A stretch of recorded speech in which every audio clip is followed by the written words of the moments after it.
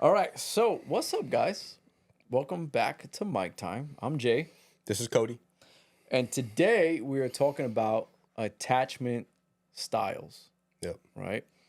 So there's four different type of attachment styles, right? You have the secure attachment, the anxious attachment, the avoidant attachment, and the fearful attachment. The fearful one, I forgot about that one. Yeah, the fearful attachment.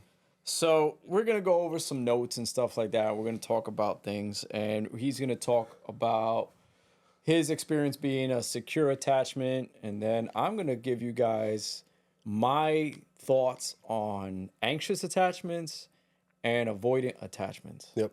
Right? I don't know much about the fearful attachment because I haven't come across somebody that is a fearful attachment. Most people I've come across is more avoidant. Yeah. But if you think about the four attachment styles, right? There's also four different types of neurological responses. You have fight, flight, freeze, and fawn. Which ones can you connect those? Yeah, so I have flight, yeah. flight is the avoidant attachment. Okay. Fawn is the anxious attachment. Freeze is, I would probably, if I had to relate that to something, it would probably be the fearful. Okay. And the fight would probably be more the secure, Okay. right? Because the secure person knows their worth, right? Yeah, yeah, and they're willing to fight through. They'll fight through whatever, right? Okay. So it's kind of like one of those things. I mean, you can probably say secure attachment doesn't really have a neurological response Yeah. like that. But if we had to compare it to something, I would probably say more of a fight Yeah. response. Yeah. Not fight. When you hear the word fight, you think of something negative. Yeah, yeah. No, in this case, I see what you're saying. It's that you're so secure in yourself that you're able to fight through anything. Yeah. You know. That's how I kind of like when you said that. How I kind of linked it together. Right. I mean, like I said, I wouldn't really put fight in or secure attachment to any one of those, but Yeah. fawn and anxious, I would definitely agree. And then you have a little bit of like codependency in there too with the anxious and the fawn. Yeah. So that kind of falls into play. But I would say let's start with something like me. I'll go over me. I have no problem. I'm secure enough to talk about my anxious attachment. All right. Does that make sense? Yeah. So being an anxious all right, so let's take it back a couple of years. I was the secure attacher, Okay. right? Like I know my worth. You don't want me? Okay, somebody else will. Yeah. Right? And then usually something tragic happens. And when something tragic happens, it can flip a switch in your brain that you didn't know the switch was even there. Yeah, like in that moment when you're insecure, you're like, "Oh, I'm secure. I don't got nothing." But then that tragedy happens, and you're like, "Oh shit!" Yeah, like what now, is this? Now you've been turned into the anxious, or now you've been Right. turned into the fearful. Right. You know. Yeah, it's so a lot of that stems from the childhood, right? So I have no problem talking about my childhood. So my well, all right, so let's start backwards a little bit. What is an anxious attachment? An anxious attachment is somebody that when someone starts to pull away from them, they try to get closer.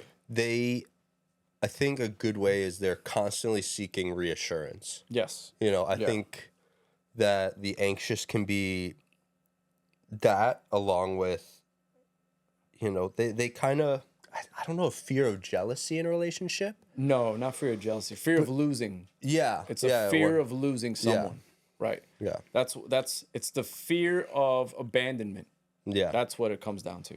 But the reason why I bring up the jealousy is, you know, you could, for example, say such and such partner is hanging out with another group of friends constantly and not hanging out with that person. That person feels anxious and jealous because they're not there. It's that FOMO almost, fear of missing out. Right.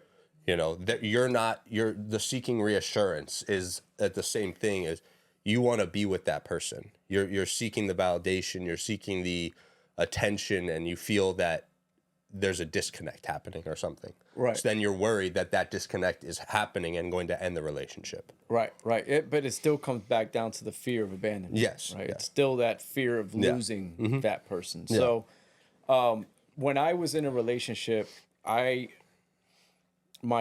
previous relationship, I was more the avoidant. Okay. Like, I didn't really talk about things, and anytime that feelings would come up, I'd kind of avoid them. Okay. You know what I'm saying? Like, I don't want to talk about it right now. Yeah. Or that's bothering you. You'd shut down. Yeah, and I'd go away. Yeah. Right? I'd try to run from the problem. Just question, if there was, say, a argument or something that got brought up, would you shut down and just walk away instead of facing it on? Is that also part of what you would say that avoidant would be? So no, I would just say things subliminally, but there was a message behind it, but I didn't know how to say it. Okay. You know what I mean? So when I was the avoidant type, it was like I didn't know how to communicate. So I would let my ex, who was the anxious attacher, just talk. Mm-hmm. And I'd just be like, I don't want to deal with this. Like, I don't You want would to get overwhelmed. You would get, and be like, all right, I'm out. I'm done. Like, this is too much. Got you. You know what I mean? And then I'd walk away, or I'd leave, or I'd change the subject. Yeah. Which was I guess it was a bad trait of mine, for sure. Yeah. And then all of a sudden, that flipped once that relationship ended. Okay. Because it ended through a bad way I don't want to talk too much about. No. It was like details. It was out of my control how that ended. It was something else. So then I lost myself a little bit, and then I tried to find myself again and tried to be that secure attacher. And then I met someone, and I guess because of situations and scenarios, I started to develop an anxious attachment because I didn't want to be alone again. Yeah. You didn't want to go back to... Right. And then I fell so hard for this person, so I started to become an anxious attachment. Got you. So that's how sometimes things can flip. But my anxiousness, I didn't know was there. I never knew what anxiety was. Yeah. I had no idea what anxiety was. Meaning, let me explain that. I never knew how anxiety felt. I knew what anxiety was. I did EMS for so long. But I didn't know what anxiety actually felt like. So then as time went on, I was trying to figure out why the hell am I like this? Like, I'm a good looking dude. I got a good job. I got my own place. I live in Florida. I got a good head on my shoulders. I'm respectful. I know how to treat a woman. I don't have any kids. Like, you know what I'm saying? I think I'm a pretty good looking dude. So I was trying to figure out why the hell can't I be that secureness again? Yeah. But you have to do such deep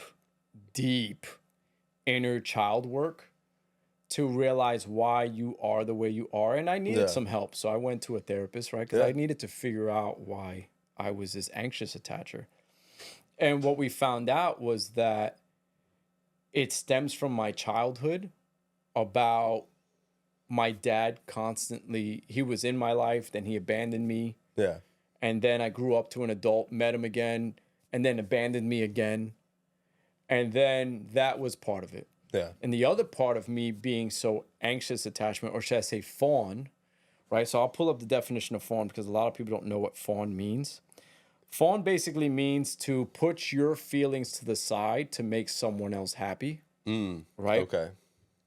So it's called a fawn response. So I'll read it right now what a fawn response is. Pleasing and appeasing the threat, right? Interesting. So when there's like a threat or there's an argument, what can I do to make you feel better, even though I'm not at the wrong? Yeah. You know what I mean? Like, no matter what, it's like, I don't care. I want to fix this no matter what. Right. So you What do I need to disconnect do? yourself from your own needs. Yeah. Right. And, and you also just take everything that you're worth and what you stand for out, and just to make that person think that they're in the right, even though they most likely could be wrong. Right. So you become, believe it or not, in fawn, even though you have an anxious attachment, there is still an avoidant attachment in there. Yeah. Because you're avoiding conflict. Yep. So if there's a conflict, it's like, wait, what can I do to fix it? Yeah. I wouldn't say I was 100% fawn. Yeah. And I wasn't 100% anxious, but I did have some anxiety because I was the fearful of losing Yeah, somebody, that person, yeah. you know, especially when you care so much. Yeah. But if you're 100% fawn, these are some of the characteristics of a fawn response. Disconnected from own body and needs, Okay. highly aware of others' somatic cues, meaning like if they're saying something, you're paying attention to every little thing, right? You're hyper aware. Hyper aware. Caretaking or codependency, there's one. Yep. Difficulty setting boundaries. Eyes reaching or scanning, I don't really know what that means too much. Difficulty saying no. I think the eyes reaching or scanning is Looking too far ahead. like almost creating this like false, like you see something and you exaggerate it. Oh, false scenarios, Yeah, maybe. Right, yeah. right. Conflict avoidant, there you go. People pleasing, Yep. and lack of identity. Okay. So that's some of the things. There's other stuff too. Yeah, So we're yeah, just gonna breeze through it. So what I found out was, again, now we had to go back to my childhood, was my stepfather. My stepfather was how can I put it? Not someone that I could talk to. Yeah. I just couldn't have a conversation with this guy. Yeah. So anytime I would come home, I don't know what mood he would be in. So I would just try to keep the peace the whole time. Yeah. And then anytime that I had a problem, I couldn't release it. I kind of had to hold it in. Got you. So now when it comes to where I'm at now, I've learned to be more secure because I realized where it was coming from. Yeah. And a lot of people want to get rid of the anxiousness. And I'm not going to lie, it's always going to be there. There's always a little bit of anxiousness that's going to be there. Every scenario is different. Every case is different. But that's how basically the anxiousness is. So now the avoidant is... I mean, yeah. I and you can pull up some stuff, and this is just kind of like what I know off the cuff from my own experiences, and it's, I think someone that takes a long time to open up, I think that's a big characteristic of that, is because as a childhood they have kind of been neglected for their needs and like their emotions almost.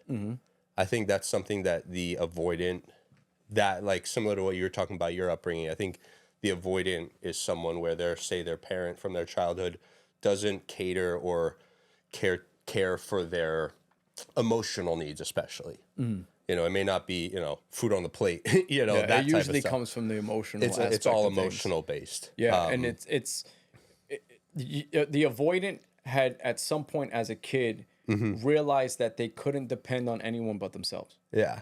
Yep. And anytime that they try to show emotion, or they try to reach out, or they try to speak to mom and dad, they were always told, "It's not that big of a deal. Get over it." And that's why I think also they shut down during conflict. Yeah. Because of that. Yeah. Conflict causes them anxiety. Yeah. It gives them too much, like, Yep. It puts them in that flight response. Yeah, and I think because they're in that flight response, let me just speak English, they struggle also to reach out for help. Yeah. Because if you're not seeking that help as a young person when you need it, you're then having to go do your own thing, and you're not then trusting other people to help you. Right. When in reality, it's like, hey, there are people that love and care about you, so accept their help and trust that their help is there for the right reasons. Right.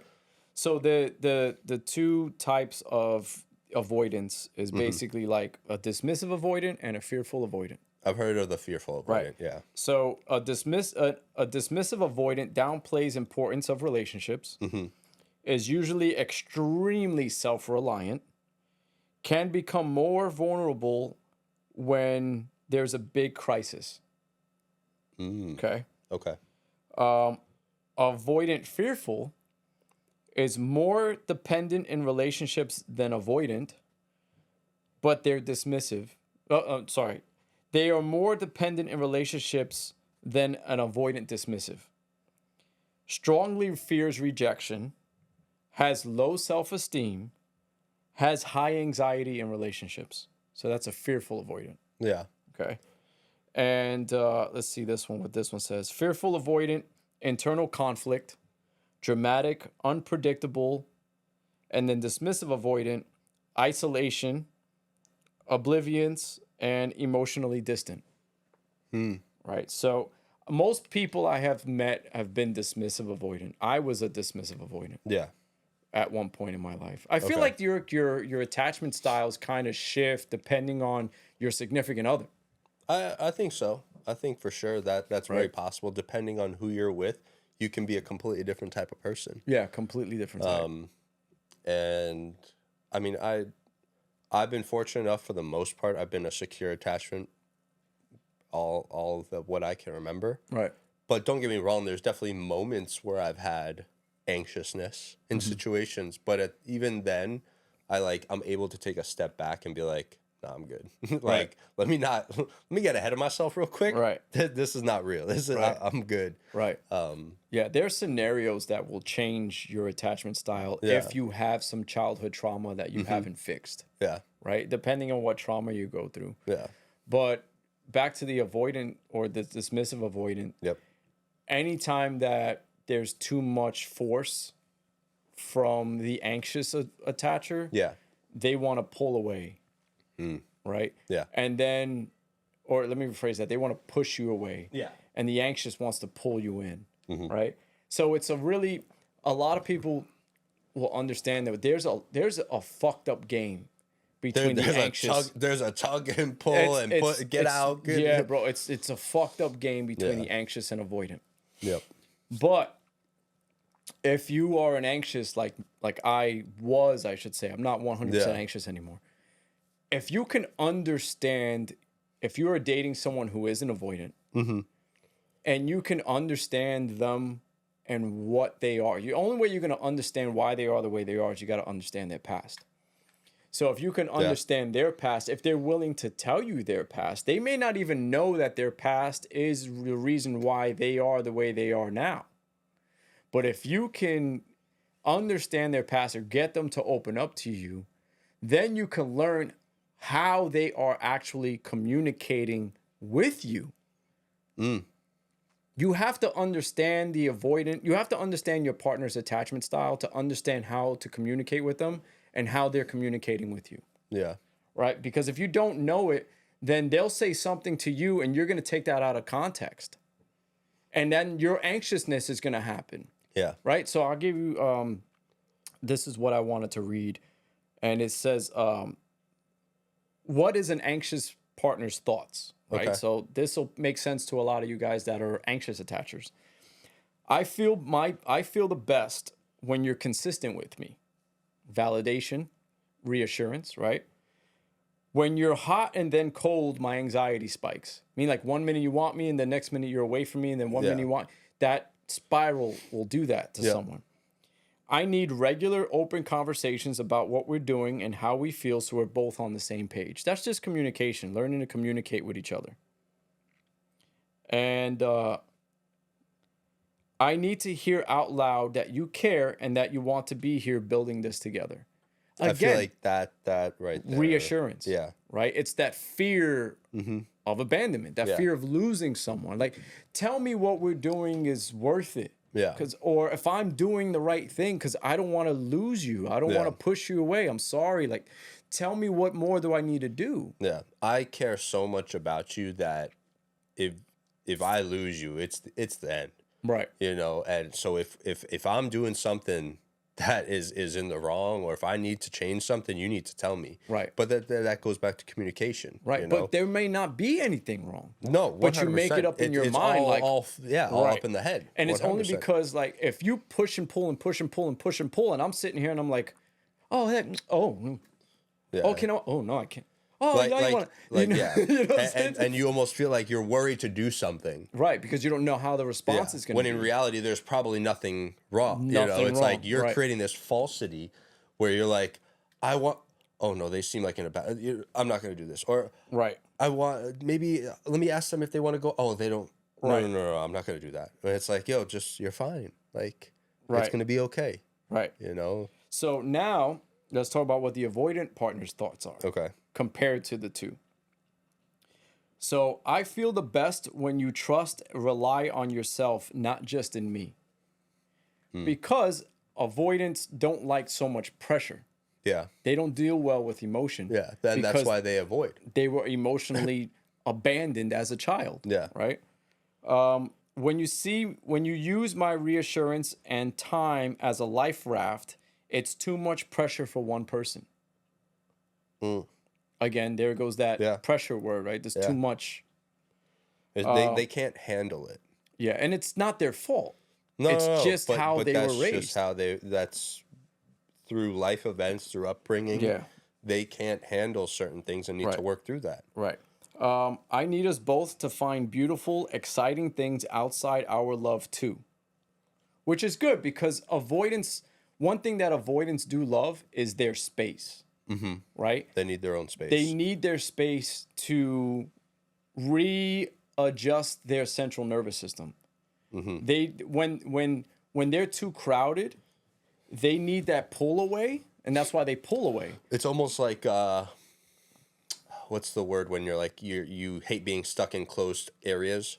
Yeah, they suffocated. Yeah, you feel suffocated. Yeah, you feel suffocated. So when an avoidant feels suffocated, the one thing that they're going to do is get their anxiety is going to be I'm suffocating. Yeah. So I need to pull away so I can breathe. Yeah. And then once the nervous system has been regulated and they're calmed down, then they like, okay, I can come back. Yeah. Now let's have a conversation. Right. Well, not really that. Maybe, or they just won't have the conversation at all because they don't want to bring that back up depending how much time was in between. Yeah. So that's that. Another one is, this is again, to what Cody just brought up about maybe having the conversation. Mm-hmm.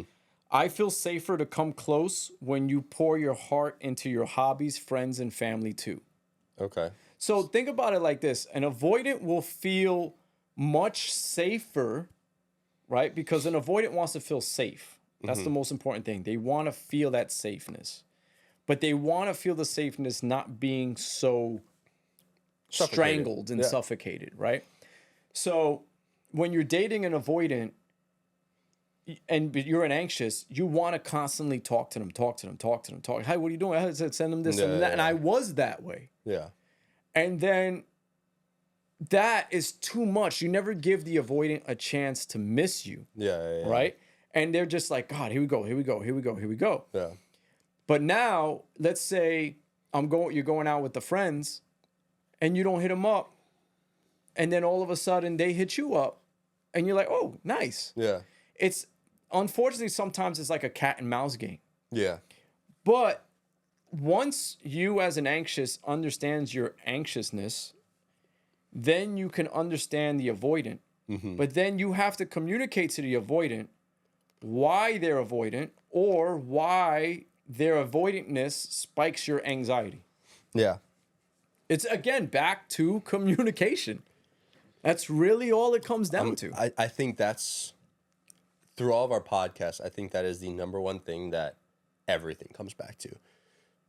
Honestly, every single thing in life, if you don't properly communicate things will go south. Right. No matter what, whether that's in the work, in a relationship, in a friendship, family. Your shit is going to take a wrong turn if you guys don't properly communicate. Yeah. Because things are going to get left, misunderstood, not like correctly being, understand and being able to dialogue correctly. Right.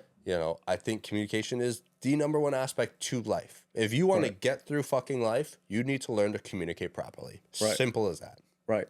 There was somebody, it was a podcast, and it said they were talking to a therapist, and they said, what is the one thing that you would ask your significant other before you get married? And the therapist said, what trauma has happened in your childhood that is going to spill over into our marriage? And it's like, shit. Yeah. Like, okay, we're going there. Yeah. Right? But a lot of people don't realize what they know. Everybody knows their childhood. They know how they were raised. They knows what they did. But sometimes a relationship or someone will come into your life and you had no idea that there was a switch back there. Yeah. And then all of a sudden that switch flips And you're like, wait, whoa, why am I feeling like this? This is weird, Yeah.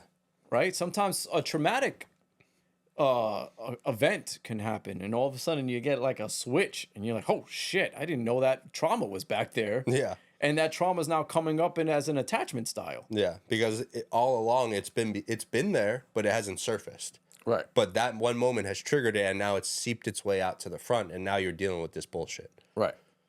Let's go over a couple of things. All right. If we're going to go over if an avoidant could actually speak what they mean, and then if an anxious avoidant can speak. Cool. All right. So I'll go over because I'm still waiting for the one thing that I had, if an anxious could speak. Okay. So I'll go over if the avoidant could speak. Letting you in feels like falling from a cliff. It terrifies me, but the thought of losing you is even worse. Ooh. That's Yeah. a tough one, Yeah. right? Fuck, Because yeah. it's like, I want to love you and I want to be with you, but the thought of losing you hurts more. But I want you.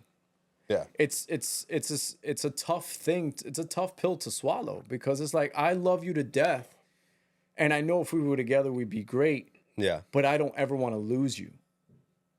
Mm-hmm. And you know that's inevitable, because someone's gonna die. Yeah. You know what I mean? So here's another one. I crave independence, but your absence feels like a constant ache. It's a confusing paradox I cannot seem to reconcile. So basically that means I am so independent that I can do things on my own, and I want to be independent. But when you're not around, and even though that's me being independent when you're not here, it's an ache. Like, it hurts that you're not around. That's part of avoidant? Yes. Okay. But I need you around, Yeah. but I don't need you around, right? So Yeah. that's one of the avoidant things.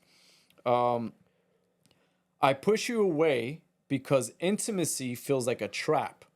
Like, I'll lose myself if I get too close. So it's another one where it's like, I want you, but my independency is keeping me from you, Yeah. right? My silence isn't because I don't care. Let me touch base on this one. Avoidance, when they love you or say they love you, they really do fucking love you. Yeah. They really do. And even though it may not seem that way, and we're going to get a lot of shit in the comments where people are going to say, well, if the avoidant really loved me, he would have fought for me. Well, if the avoidant really loved me, they would have still been here. If the avoidant would have loved me, they wouldn't have left. But if you got to understand their attachment styles, avoidants don't know, they weren't loved the way that they should have been loved as a kid. So they can only love you as much as they know how to love you. But when they tell you they love you, everyone's love is different. Yeah. Right? Everyone's love is literally different. So if you're an anxious person, yeah, you're going to sit down and say, well, why did they fight for me? Yeah. Well, why didn't they do this? Because I would have. Everyone compares to what they would have done to determine what their love should be. You can't compare what you would have done to determine what their love should be like, because now you're in this paradox of, well, this is how love really is. No, that's your definition of love. Yeah. Their different definition of love is different. But now, how is your love and their love? How can they intertwine? Right? You got to learn that. So that's one of those things. So it says, my silence isn't because I don't care, but expressing myself feels like I'm walking on eggshells, and I don't want to hurt you. Because they don't know how to communicate. They don't know how to express themselves. They need practice on that, right? Yeah. You gotta kind of guide them a little bit. I'm so lonely, but the fear of getting hurt again keeps me building walls around my heart. Damn. That's tough, Yeah. right? I'll show you my vulnerabilities, but if you reject me, the pain would be unbearable. Yeah. They want to get close to you. Yeah. They want that love. They want that affection. But because of everything that they've been through, they're scared of losing it. yeah. It's like almost they want it so bad, but they're not willing to take that gamble because of the possibility of it not working out. Yeah. And with avoidance, they will test your patience. Like, you need to learn to be patient with an avoidant. Yeah. And, right. You don't have to deal with it. You really don't. You can go Yeah. find somebody else with a different attachment style. Yeah. But if you really love that person, you'll fight for that person, Yeah. right? And even though you may sit down and say, why isn't this person fighting for me? They are. Yeah. If they're still in the picture, they are fighting for you, but they're fighting themselves a lot harder. Yeah. Like they're fighting themselves to try to stick around because they do know you. They know your worth. They love you, but they're so scared. They're like, why is this person so good? And I'm too scared to get close. And it's because anytime that they try to get close to a parent, anytime that they try to show any emotion to the parent literally dismissed them. No, Yeah. get away from me. I don't want to hear that. I don't want to deal with that. Yeah. You know, and then you grow up that way. Here's the last one. Deep down, and this was the most important one. Deep down, I want a connection with you, but my past experiences have taught me it doesn't work out. So avoidance, if you really listen to how avoidants are, it's tough to be that way because they're battling themselves. They're not battling you. Yeah. It's a fight within themselves. So now you have this one person that's fighting their emotions and fighting themselves. Then you have the anxious person that wants to help this avoidant from fighting themselves. And they're like, get away from me. And they're like, get away from me. You're suffocating. I need to do this. I'm already fighting myself. I don't need another person coming in. Yeah. And I'm fighting two people. Yeah.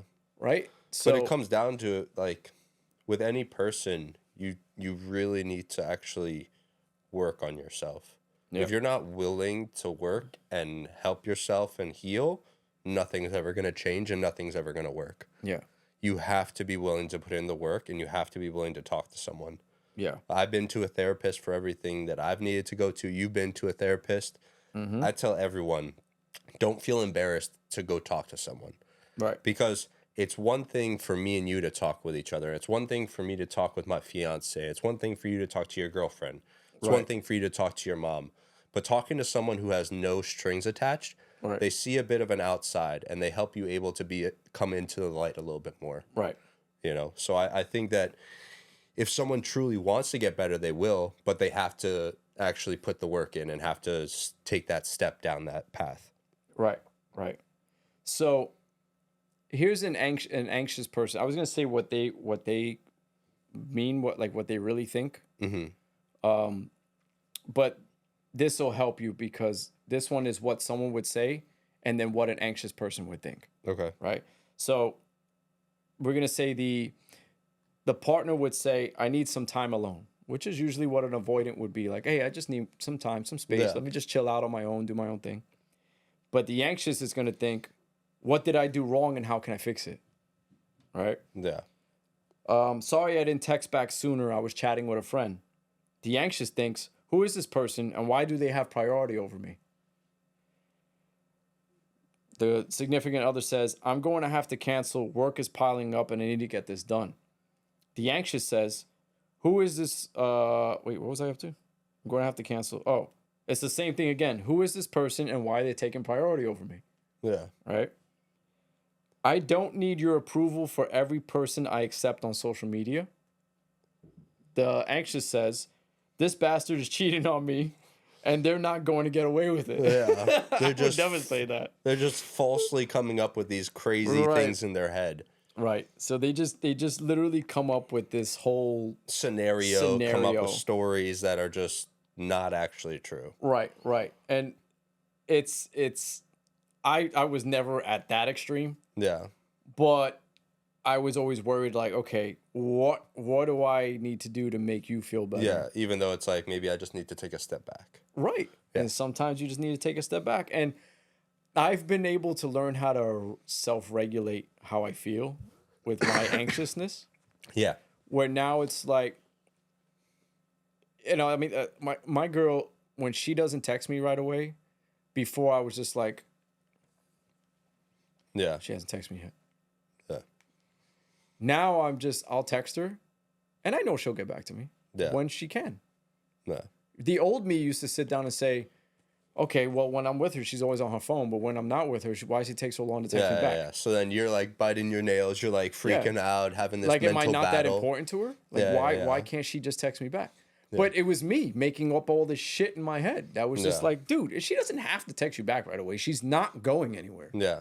You know what I'm saying? She says she loves you. Yeah. And that avoidants don't use that word lightly. You know what I'm saying? They don't.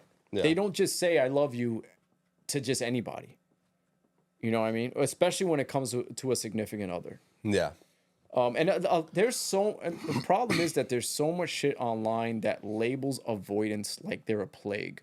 Like they're evil. They're this evil person that just wants to use you for whatever they can use you for and then bounce whenever it's convenient for them. I mean, I think every single one has their sort of bad sides to them. Right. You know? Right. But that's just something that they need to work out. Right. And so like I said, there's so much negative and hate on avoidance. But think of it like this. Did you really try? Like, did you really do everything that you could do in that relationship to fix the situations? Mm-hmm. Right? You can't fix somebody. Somebody has to fix themselves. But it's kind of like Cody's cameras, right? Cody knows the camera inside out. But if I take that camera and I try to start shooting with it, I may not know what I'm doing. Cody could come back and say, hey, why don't you try to do this and see if that works? Yeah. Right? Versus, you need to do this. This is why you're fucking up. Yeah, So two different things. Yeah, very different. Right? So when you're talking to an anxious or you're talking to an avoidant, you have to understand how to communicate with them. Hey, I like when you do this. It makes me feel this way. Yeah. Oh, you remember when you did that? Ah, that was fantastic. Yeah, I would love to see that more. Yeah. Now the avoidance sits down and says, oh, he noticed. If you take a more positive route instead of sort of putting a damper on something, that's the smarter way to go about it. You cannot talk to an avoidant and tell them what to do. Yeah. Because they're big on independency. So you cannot tell an avoidant, you need to do this. Yeah. It's like, well, I like when you did this. Or this made me feel like this. Yeah. And believe it or not, they'll actually take those cues and do it. So I think Cody has a quote. No, I don't. Okay, so you liar. No, well, it never went through. What? Yeah. All right. So. Should I do the quote? Yeah, you can do the quote. Oh, it's Jay's quotes. It's Jay's quotes, guys. Welcome to Jay's quotes. Here we go. Quotes. Are we gonna do the music for mine? Nah, we do that for Cody. Oh, okay. All right. All right. Well, let him know what the quote is. Yeah. So, all right. So today's quote is: "You must choose between your attachment and happiness. You cannot have both." Yeah. I mean, as simple as that. It's as simple as that. I realized that my anxiousness was really keeping me away from being happy. Yeah. Because I was over analyzing every little thing. Yeah. And I sat down with myself before I went to a therapist and I said, I don't like feeling this way. I don't like being this way. Like, I really love this girl to death. But why do I feel like I'm the one that's pushing her away? And I had to own that. Yeah. Right? And then I went to therapy and I learned about my childhood and stuff like that. But it started with me choosing to be happy and fixing myself. Yeah. Right? And then after I realized where I came from, that's when I said, I need to understand why my partner is the way that they are. And I learned that. Yeah. And you have to understand that. But at least put your best foot forward.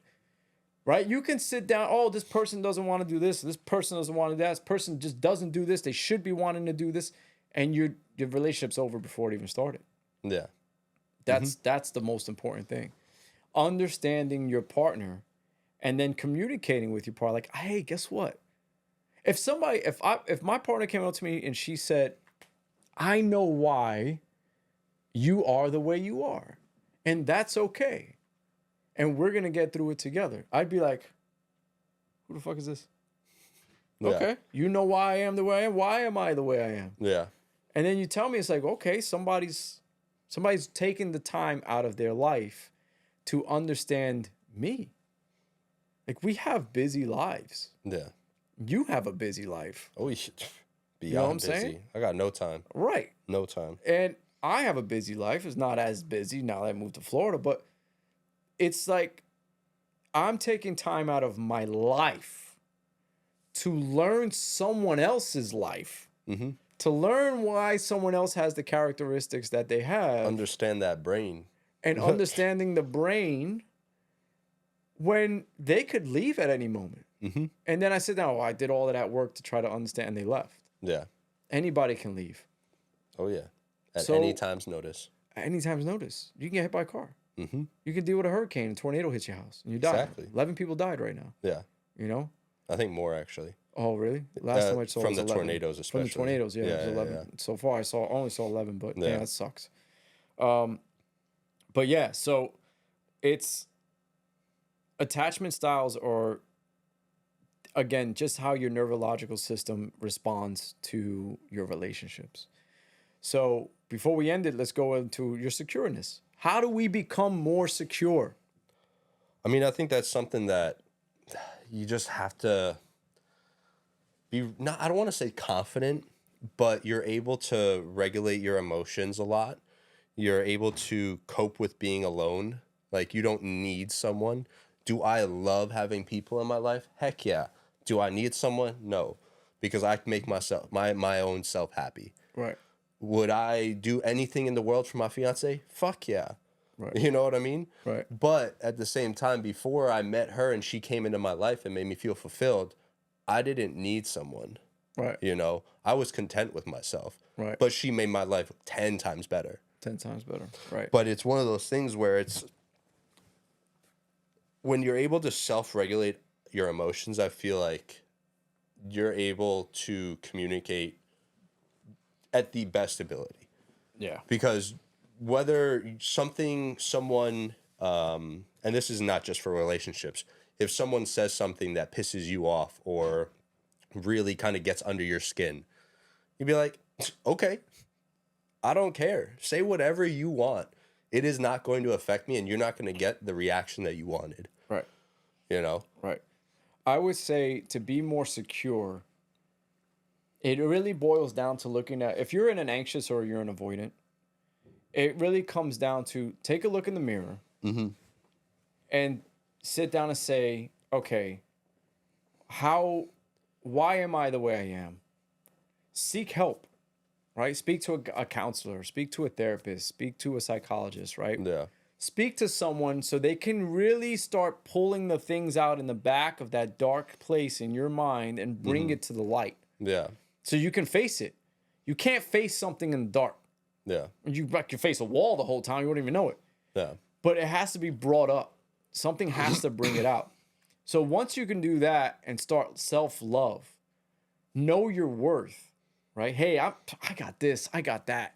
No Yeah. one's perfect. We're all going to have issues, right? Of course. I'm 37 now, and I'm trying to change my life again. I'm choosing a new career path, which I haven't told you about. I'll tell you about that later. So, but I'm changing things because I'm looking forward into the future, right? Yeah. And if the person I'm with right now is my future, and I hope to God it is, and that's why I'm doing the best that I can to understand my partner. Yeah. So that way we can go through this game of life together. Yeah. Then everything will work out the way it's supposed to. And if my partner is no longer my partner, I am still secure within myself that I know my worth. Right? I know what I bring to the table, and maybe it just wasn't enough, or it was something different that they required. And there's nothing wrong with that. So if you are in a relationship with an avoidant, or you're in a relationship with an anxious, maybe talk to them. How was your childhood if you don't know? How's your relationship with your mom? How's your relationship with your dad? You know, were you able to, what were you able to do and not able to do as a kid? Yeah. And they may talk to you and you'd be like, do you think maybe that's why when you feel this way, it might be from that? Yeah. How does that make you feel? And just talk to them. Again, it's a psychological thing. I've studied therapy independently and psychology independently. So I understand these things more. And I went down this rabbit hole because I needed to know why the hell that was the way I was, right? So, and I've learned some traits talking to a therapist. And one thing my therapist told me, she goes, you're too smart. You know more about psychology and therapy than most of the people that come sit on my chair. which is pretty cool. It's a good compliment. Thanks. That is a great compliment. Yeah. So, if you want to be more secure, know your worth. Do better. Find places in your life that you think you're lacking in. Fitness, financial, health, right? Smarts. Yeah. Fix those things. Upgrade yourself. Right. Just upgrade a little bit, Yeah. right? Fix your clothing style. Upgrade a little bit. And then see where that takes you. But also remember, you got to love yourself to love someone else. Ain't that the fact? And then you'll be more secure. So, again, we can keep going on these attachment theories and stuff like that. But I think we pretty much laid down the big ones, which is the anxiousness and the avoidant. Yeah. And that is as a game of push-pull. That's like a tug-of-war. And you can play that game forever, or you can just learn each other and not have to worry about playing it forever. Yeah. And you can change your attachment styles. People have done it. Oh, 100%. You just got to be willing to work for it. You got to work for it. But I guess we call it there. Let's call it. All right, guys. Thanks for tuning in to the anxious and avoidant and attachment theories. And secure. And secure. Even though we covered it for like 5 minutes. But yeah, it's all good. But that's, neither here nor there. Please give us a like, comment, subscribe. We need those. We really, really do. The flights are expensive coming from Florida to film. So send this to your friends. If you're an anxiousness or you're an avoidant, leave us a comment. Let us know, hey, I dealt with this anxious, or I dealt with this avoidant, or I did this to get myself out of it, and this is how I became more secure. People read the comments, and this is one of the big ones. Anxious and avoidant is a very big, big topic in the world right now, especially in the dating scene. So follow us on TikTok, YouTube, Spotify, and Instagram. Bam. And I'll see you guys on the next one. Peace. Peace.